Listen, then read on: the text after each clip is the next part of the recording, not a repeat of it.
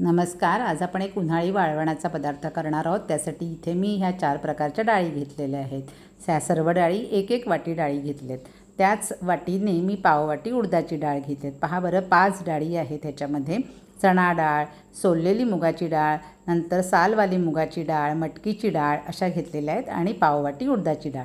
ह्या सर्व डाळी एकत्र झाल्यानंतर स्वच्छपणे धुवून घेतलेल्या आहेत. पाण्याने 3-4 वेळा धुवून घ्यायच्या आणि भरपूर पाणी घालून त्या मी झाकून ठेवलेल्या आहेत. साधारण 4 ते 5 तास ह्या भिजल्या पाहिजेत.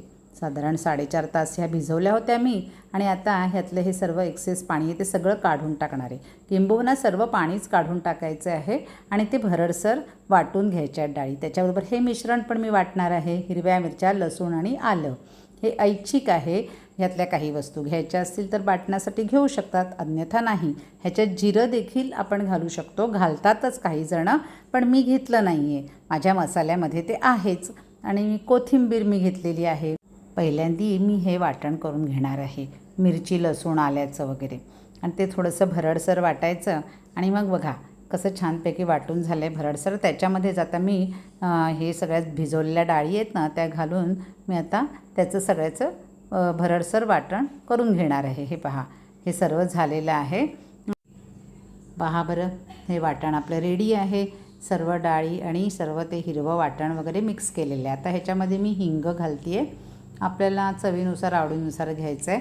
हळद, आणि हे माझं लाल तिखट नाही आहे, हा माझा मिक्स मसाला आहे. ह्याच्यामध्ये सगळे वाणे आहेत, त्याच्यामुळे हेही मी टाकले. पण मसाल्याचं प्रमाण मी जरा थोडं कमी टाकलं आहे, कारण मी ऑलरेडी ह्याच्यामध्ये मिरच्या वगैरे जरा जास्त घेतलेल्या होत्याच. आता ह्याच्यामध्ये चवीनुसार मीठ घालायचं आहे, ते आपण घातलेलं आहे. आणि आता सर्व मिश्रण व्यवस्थित मिक्स करून घ्यायचं आहे.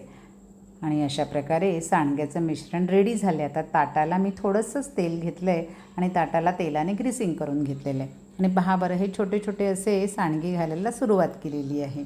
आता हे सांडगे मात्र उन्हाळी वाळवण आहे, तर हे सांडगे कडकडीत उन्हामध्ये चांगले खडखडीत होईपर्यंत शेकून घ्यायचे आहेत, तरच ते वर्षभर छानपैकी टिकतील आणि आपल्याला त्याची भाजी किंवा कढी करता येईल.